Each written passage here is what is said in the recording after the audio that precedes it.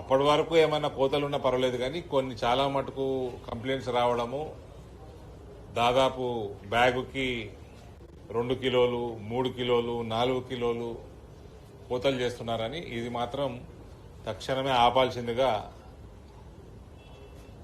దాని మీద దృష్టి పెట్టాల్సిందిగా కూడా కలెక్టర్ గారు చెప్పడం జరిగింది. ఫసల్ బీమా పథకము రాష్ట్ర ప్రభుత్వం యాటిట్యూడ్ బాలేదు. రాష్ట్ర ప్రభుత్వం నుంచి వాళ్ళు వాళ్ళ ఇన్సూరెన్స్ వాటా కడతలేరు. వాళ్ళు కడతాము అని వాగ్దానం చేసి ప్రభుత్వంలోకి వచ్చిండ్రు, ఇవాళ కట్టలేరు, కట్టే పరిస్థితి కూడా లేనట్టు నాకు అర్థమవుతాం. సో ఈ అకాల వర్షాలకి అతి వర్షాలకి ఇది ప్రతి సంవత్సరం వచ్చేది. ఫసల్ బీమా లాంటి పథకాలు ఇంతకుముందు కేసీఆర్ ప్రభుత్వం నెగ్లెక్ట్ చేసిండు, ఇప్పుడు ఈ ప్రభుత్వం కూడా నెగ్లెక్ట్ చేస్తుంది. ఇది మంచి పరిణామం కాదు ఇది.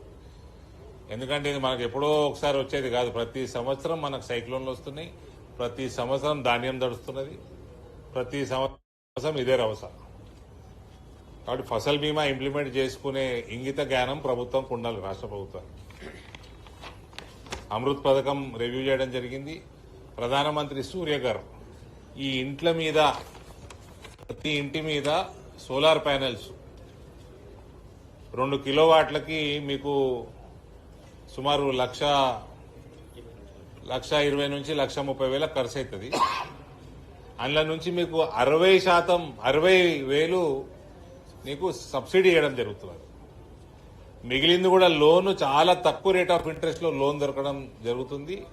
మీకు దాదాపు కరెంటు ఫ్రీ అయిపోతుంది. ఇంకా మిగులితే డబ్బులు కూడా మీ అకౌంట్లో పడతాయి. సో అట్లా పడ్డ అకౌంట్స్ కూడా ఎన్ని ఉన్నాయి అని వెరిఫై చేయడం జరిగింది. ప్రతి జూన్లో, డిసెంబర్లో సంవత్సరానికి 2 సార్లు ఏదైతే అదనపు ఉత్పత్తి జరుగుతుందో కరెంటు, ప్రతి వాళ్ళకి ఆమ్దాని కూడా వస్తున్నది.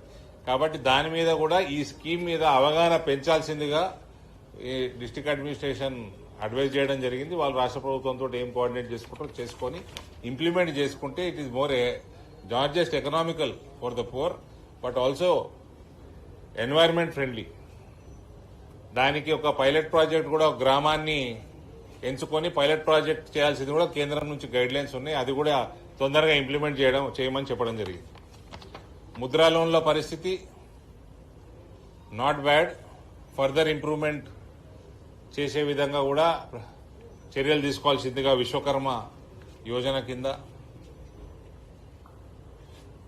Comparatively Jagtial is not bad, it is better in Telangana. Medical health పైన రాష్ట్ర ప్రభుత్వానికి 0 ఇంట్రెస్ట్ ఉన్నది. రూపాయి ఇస్తలేరు, స్కానింగ్ మిషన్లు పెడతలేరు. సెంటర్ ఏమో మెడికల్ కాలేజీలకు పర్మిషన్లు ఇస్తున్నది, దాని తగ్గట్టు హాస్పిటల్ అప్గ్రేడేషన్ పర్మిషన్లు ఇస్తున్నది, దానికి తగ్గట్టు వాళ్ళ ఫండ్ వస్తున్నది. కానీ ఇక్కడ నుంచి ఫండ్ వస్తలేదు, హాస్పిటల్ అప్గ్రేడ్ అయితలేవు. టోటల్ నెగ్లిజెన్స్ స్టేట్ గవర్నమెంట్ నుంచి హెల్త్ డిపార్ట్మెంట్ మీద ఉంది. గ్రామీణ సడక్ యోజనలో టోటల్ ఎన్ని మన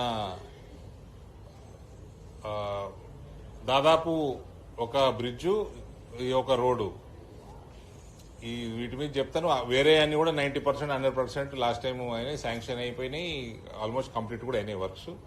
ఇబ్రాహీంపట్నం నుండి నడికుడ వయా యామాపూర్, ఫకీర్ కొండాపూర్, ఇది total negligence of district administration, complete negligence of district administration. Collector గారికి కూడా నేను స్ట్రిక్ట్ గా చెప్పడం జరిగింది. ఈ రకంగా ఉంటే 4 సంవత్సరాలలో సర్వే చేసి కూడా ఇవ్వలేకపోయారు వీళ్ళు.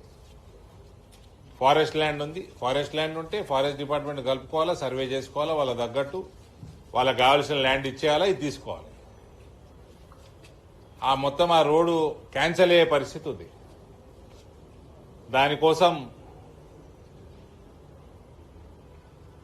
ఎక్స్టెన్షన్ కి మీరు సర్వే డీటెయిల్స్ తొందరగా అప్లోడ్ చేసి ఎక్స్టెన్షన్ కి రిక్వెస్ట్ పెట్టుకోమని చెప్పినాను.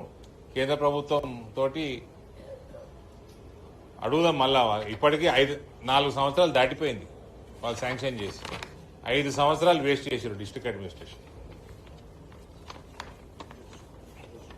బ్రిడ్జ్ ఒకటి సరే బ్రిడ్జ్ ఒక 3-4 monthsలో కంప్లీట్ చేస్తా అన్నారు.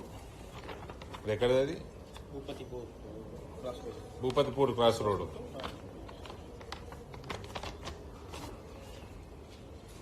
నేషనల్ లైఫ్ స్టాక్ మిషన్ కూడా స్పీడప్ చేయాల్సిందిగా కోరినాము. ఇంకోటి ఫ్యామిలీ బెనిఫిట్ స్కీము, ఎవరైనా చనిపోతే 20,000 రూపాయలు రావడం, ఇవన్నీ కూడా అప్లికేషన్లు ఎన్ని ఉంటే అన్ని మాత్రం డబ్బులు వచ్చేసినాయి. అవేర్నెస్ పెంచితే ఇంకా అప్లికెంట్స్ పెరుగుతారు, బెనిఫిషరీస్ పెరిగే అవకాశం ఉంటుంది. కేంద్ర ప్రభుత్వం నుంచి ఇటువంటి మంచి మంచి స్కీమ్లు ఏవైతున్నాయో దాని అవేర్నెస్ పెంచుకునే బాధ్యత కూడా రాష్ట్ర ప్రభుత్వం తీసుకోవాలి. ఇది కేంద్రం రాష్ట్రం కాంపిటీషన్ కాదు. కేంద్ర ప్రభుత్వము అందరికీ, దేశంలో ఉన్న అందరికి కూడా ఒకే రకంగా చూస్తారు. ఆ స్కీమ్స్ అన్ని రాష్ట్రాలకి ఇంప్లిమెంట్ చేసుకోవాల్సిందిగా వాళ్ళ బడ్జెట్ శాంక్షన్లు ఉంటాయి. చేసుకుంటే మీకు కూడా మంచి పేరే వస్తుంది.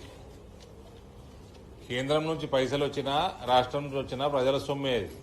ఆడి నుంచి వచ్చిన నిధులు సద్వినియోగం చేసుకుంటే నీకు కూడా మంచి పేరు వస్తుంది. రాష్ట్ర ప్రభుత్వం ఈ కేసీఆర్ నేర్పించిపోయిన దరిద్రపు ఆలోచనలతోటి ఈ ప్రభుత్వం ముందుకు పోకపోతే బెటర్. ఇప్పుడు ఇక్కడ ఎమ్మెల్యే గారు ఉన్నారు, ఆయన ఏం పని ఉన్నా నాకు ఫోన్ చేస్తాడు, కోఆర్డినేట్ చేసుకుంటాడు. అట్లా చేసుకున్నందుకు 60 కోట్ల రూపాయలు వచ్చినాయి జగిత్యాల టౌన్. అన్ని మున్సిపాలిటీ నిజామాబాద్ పార్లమెంట్లో అందరికంటే ఎక్కువ వచ్చినాయి Jagtial. It is not about BJP, Congress or TRS.